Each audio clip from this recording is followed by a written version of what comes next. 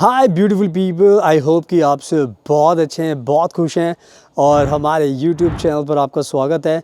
और आज की जो वीडियो का टॉपिक है वो है जर्मनी का स्पाउस वीज़ा। एंड स्पेशली जो मैं आज बात करने वाला हूँ वो करने वाला हूँ जर्मनी के स्पाउस वीज़ा की मैरिज वेरिफिकेशन प्रोसेस के बारे में।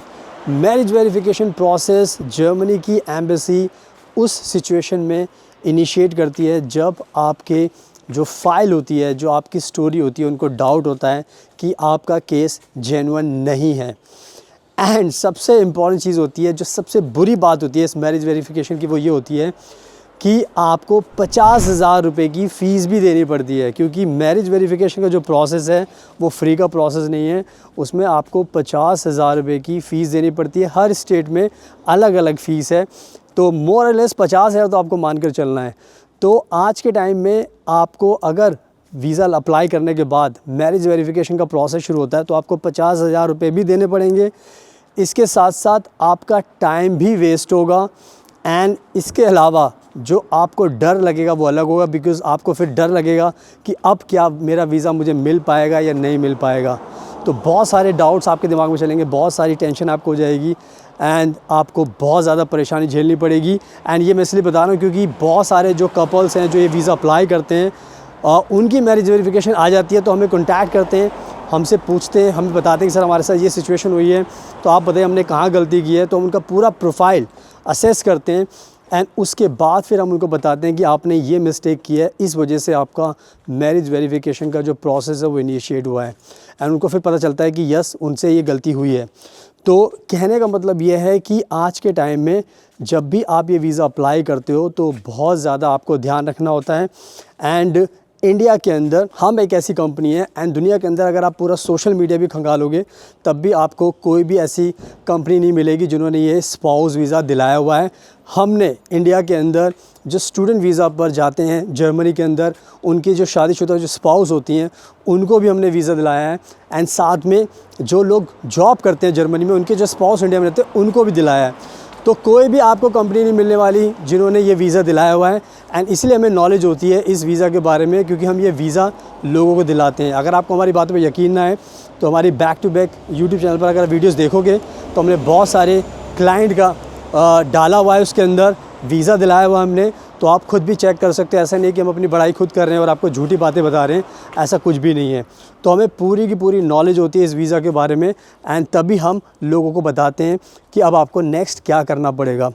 तो आज के टाइम में अगर आप चाहते हो कि आप वीज़ा अप्लाई करो और आपको मैरिज वेरिफिकेशन से बचना है तो इस वीडियो को एंड तक देखना, बिकॉज़ मैं आपको बहुत सारी चीज़ें बताने वाला हूँ। दो चीज़ें इंपॉर्टेंट कि आपकी मैरिज वेरिफिकेशन क्यों आती है, क्या आप गलती करते हो, उसके साथ साथ मैं आपको ये बताऊंगा कि इस मैरिज वेरिफिकेशन को कैसे अवॉइड करना है। सो अब टाइम वेस्ट नहीं करते, हमारा इंस्टाग्राम का अकाउंट भी है फ्यूचर अब्रॉड 25, प्लीज़ उसको भी आप देख लेना। So now without wasting further time let's get started. So now अब मैं आपको अच्छे से एक्सप्लेन करता हूँ कि जब भी कोई भी कपल अपनी एप्लीकेशन सबमिट करता है जर्मनी के स्पाउस वीज़ा को लेकर तो मैरिज वेरिफिकेशन क्यों होता है, जो मैं आपको बताऊँगा उसको आपको ध्यान से समझना है। तो सबसे पहले क्या होता है कि आज के टाइम में बहुत सारे कपल्स होते हैं जो खुद से भी वीज़ा अप्लाई करते हैं या किसी दूसरे की एजेंट के थ्रू भी अप्लाई करते हैं। तो बहुत बार क्या होता है कि जो एप्लीकेंट होते हैं वो बहुत ज़्यादा खुद से इंटरनेट पर बहुत ज़्यादा चीज़ें पढ़ते हैं एंड बहुत सारी वीडियोस देखते हैं, तो उनको ऑनलाइन बहुत सारी इन्फॉर्मेशन मिलती है। एंड जब वो इन्फॉर्मेशन मिलती है तो उसके अकॉर्डिंग जो बहुत सारे लोग होते हैं वो कॉन्फिडेंट हो जाते हैं कि ज़्यादा मुश्किल प्रोसेस नहीं है, हम अप्लाई करेंगे, डॉक्यूमेंट्स सबमिट कर रहे हैं। एंड बहुत सारे कपल्स की वीडियो भी आप देखते हो तो उसमें भी आपको लगता है कि यार इनको भी वीज़ा मिल गया तो हमें भी मिल सकता है। तो बहुत बार क्या होता है कि बहुत सारे कपल्स क्या करते हैं, अपने आप वीज़ा अप्लाई कर देते हैं। एंड जब आप वीज़ा अप्लाई करते हो तो आपको कॉन्फिडेंस होता है कि हाँ मुझे वीज़ा मिल जाएगा, कोई दिक्कत की बात नहीं है। बट एक्चुअली जब अपनी फ़ाइल आप सबमिट करते हो एम्बेसी के अंदर, तो वीज़ा ऑफिसर जब आपकी फ़ाइल को देखता है, तो वीज़ा ऑफिसर जब आपकी फ़ाइल को देखता है तो उस फ़ाइल को, आपकी फ़ाइल को देखने के बाद उसको ऐसा एहसास होता है कि यहाँ पर इनफ इन्फॉर्मेशन आपने नहीं दी है, यानी कि आपने उस हिसाब से इन्फॉर्मेशन नहीं दी जिससे कि वो वीज़ा ऑफिसर कन्विंस हो सके कि आपकी जो शादी है वो जेन्युइन है और जो आपकी स्टोरी है वो जेन्युइन है।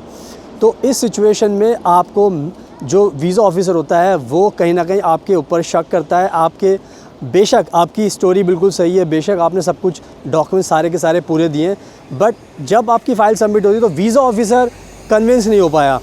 वीज़ा ऑफिसर कहीं ना कहीं कुछ प्रॉब्लम लगी है जिसकी वजह से ये उन्होंने डिसाइड किया कि अब आपको मैरिज वेरिफिकेशन प्रोसेस हम शुरू करेंगे।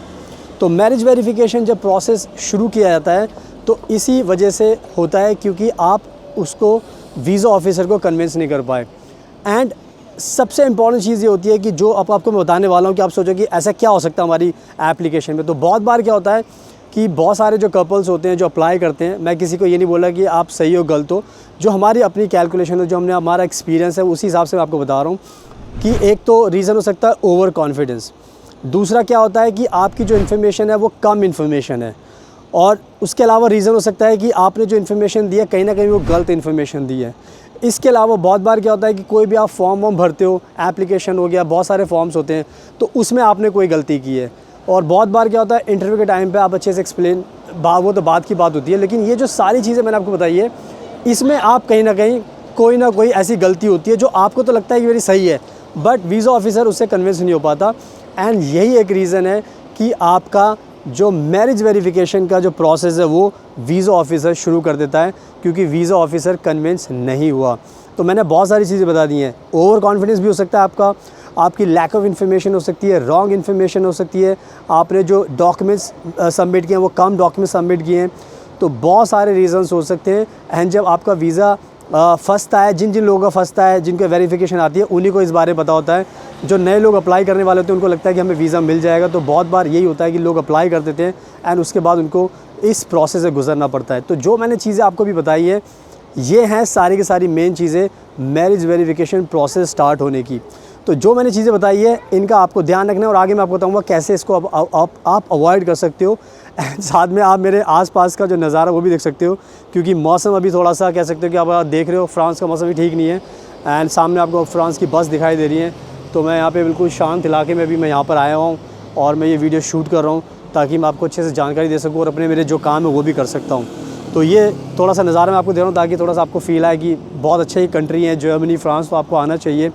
सुनाओ, इन सब जो मैंने चीज़ आपको बताई इन सब का आपको ध्यान रखना है। एंड नाउ अब मैं आपको बताता हूँ कि अगर आपको ये जर्मनी का स्पाउस वीज़ा चाहिए और आपको मैरिज वेरिफिकेशन प्रोसेस से बचना है, आपको अपने पैसे बचाने हैं, टाइम बचाना है, तो जो मैं आपको बताऊँगा उसको आपको ध्यान से समझना है। और ये सारी बातें मैं आपको अपने एक्सपीरियंस से बता रहा हूँ, क्योंकि हम ये वीज़ा दिलाते हैं इसलिए हमें नॉलेज होती है और इसी वजह से मैं आपको ये सारी चीज़ें बता रहा हूँ। तो मेरी एडवाइस अगर आप फॉलो करोगे तो उससे आपको बहुत ज़्यादा बेनिफिट होने वाला है। तो सबसे इंपॉर्टेंट चीज़ ये होती है कि जब भी आप ये जर्मनी के स्पाउस वीज़ा अप्लाई करने का आप कोशिश करते हो, तो सबसे पहले आपको ना सारी नॉलेज होनी बहुत ज़रूरी है। मतलब हर एक चीज़ के बारे में पता होना चाहिए, क्योंकि ये प्रोसेस बड़ा लेंदी होता है। इस लेंदी प्रोसेस में जो चीज़ें रिक्वायर्ड हैं, अगर आप उसमें से किसी भी चीज़ में भी गलती करोगे तो फिर आपको ये प्रॉब्लम हो सकती है। तो पहली मेरी एडवाइस ये रहती है कि आप पहले अच्छे से समझ लो सिस्टम के बारे में, लॉ के बारे में, एंड जो इन्फॉर्मेशन दी है उसके बारे में समझ लो ताकि आपको कोई गलती ना हो। इसके बाद जो नेक्स्ट चीज़ जो आपको ध्यान रखनी है वो ये होता है कि इस प्रोसेस के अंदर आपको अपनी जो स्टोरी होती है कवरिंग लेटर में आपको अच्छे से एक्सप्लेन करना होता है, क्योंकि बहुत बार क्या होता है कि लोगों को पता ही नहीं होता है कि हमें अपनी स्टोरी एक्सप्लेन कैसे करनी है, क्योंकि जो वीज़ा ऑफिसर होता है उसको आपके बारे में पता नहीं होता और आपको ही उसको बताना पड़ता है। तो जब भी आप ये फाइल सबमिट करते हो तो आपको अपना कवरिंग लेटर अच्छे से बनाना होता है। इसके साथ साथ आपको अपना इन्विटेशन लेटर भी बनाना पड़ता है, एंड उन दोनों के अंदर आपको अपने बारे में अच्छे से एक्सप्लेन करना पड़ता है, अपनी शादी के बारे में, अपने रिलेशन के बारे में, आप दोनों एक दूसरे को कैसे सपोर्ट करते हो, किस तरह की लाइफ आप अभी जी रहे हो। तो बहुत सारी चीज़ें उसमें आपको एक्सप्लेन करनी होती है। तो ये सारी चीज़ आपको ध्यान रखनी है। इसके अलावा आप जब भी कोई फॉर्म भरते हो तो उसमें आपको ध्यान रखना है कि आपकी कोई भी छोटी सी भी गलती ना हो, क्योंकि छोटी छोटी गलती ही इस वीज़ा को दिलाने में मदद करती है। अगर आप छोटी छोटी गलती करोगे फॉर्म भरने में, अगर आपने कोई गलती की तो भी आपका ये वेरिफिकेशन प्रोसेस आपका आ सकता है। इसके अलावा जो नेक्स्ट चीज़ होती है वो होती है पैसे, यानी कि बैंक फ़ंड। आपको ये मेक श्योर करना है कि जब भी आप ये एप्लीकेशन लगाओगे तो आपके पास पैसा भी इनफ होना चाहिए। ऐसा ना हो कि आपने वीज़ा तो लगा दिया बट आपके पास पैसे की दिक्कत है, ये चीज़। इसके अलावा आपको ये भी ध्यान रखना है, जो बहुत सारे लोग गलती करते हैं कि जो आपका इंटरव्यू होता है स्पाउस वीज़ा का, उसमें आपसे बहुत सारे सवाल पूछे जाते हैं एंड वीज़ा ऑफिसर आपको टटोलने की कोशिश करता है एंड जानना चाहता है कि आपकी स्टोरी आखिर के सच्चाई क्या है। तो उस टाइम क्या होता है कि आपको अच्छे से सारे सवालों के जवाब देने पड़ते हैं एंड वीज़ा ऑफिसर को अच्छे से कन्विंस करना पड़ता है, तभी वीज़ा ऑफिसर को समझ में आता है कि आपकी स्टोरी वीज़ा ऑफिसर को अच्छे से समझ में आ गई है। तो ये सारी की सारी चीज़ें आपको ध्यान रखनी है एंड सारे के सारे डॉक्यूमेंट्स देने हैं। अगर कोई डॉक्यूमेंट्स अगर आपसे मिस हो गया तो भी आपको बहुत मैरिज वेरिफिकेशन प्रोसेस से गुजरना पड़ सकता है। तो ये सारी की सारी चीज़ें अगर आपने मेरी बातें मान ली तो आपको मैरिज वेरिफिकेशन से आपको बचाया जा सकता है, क्योंकि मैंने बताया 50,000 रुपये आपके जाएंगे, टाइम भी आपका ख़राब होगा, बहुत ज़्यादा परेशानी आपको होगी। तो एक एक चीज़ जो मैंने आपको बताई है उस सब का आपको ध्यान रखना है। और ये सारी चीज़ें मैं आपको इसलिए बता रहा हूँ क्योंकि मैंने आपको पहले बताया था कि ये वीज़ा इंडिया के अंदर और हम ही दिलाते हैं, हमने ही बहुत सारे क्लाइंट्स को दिलाया है। अगर आप जर्मनी में स्टूडेंट वीज़ा पर हो, अगर आपको अपने स्पाउस को बुलाना है तो हमने वीज़ा दिलाया हुआ है। अगर आप जॉब करते हो अपने स्पाउस को बुलाना तो भी हमने दिलाया हो। तो इंडिया के अंदर हम ही हैं जिन्होंने वीज़ा दिलाया है। अगर आपको यकीन है तो हमारी सक्सेस स्टोरी आप देख सकते हो। हमारे चैनल पर हमने बहुत सारे क्लाइंट्स का इंटरव्यू भी लिया हुआ है, वीज़ा भी दिखाया हुआ है और हम ही आपको बचा भी सकते हैं। इसलिए मैं आपको ये सारी की सारी बातें बता रहा हूँ। तो अगर आपने मेरी बातें मान ली तो आपको वीज़ा मिलने में कोई भी दिक्कत नहीं होगी। तो अब आप जब भी वीज़ा अप्लाई करो तो आप अप्लाई कर सकते हो मेरी इन्फॉर्मेशन को फॉलो करने के बाद एंड होपफुली आपको वीज़ा मिल जाएगा। एंड जैसे मैंने बताया था कि अगर आपको कोई दिक्कत भी होती है तो आप हमें भी कॉन्टैक्ट कर सकते हैं, बिकॉज़ हम भी आपको वीज़ा दिला सकते हैं, वो भी गारंटी के साथ।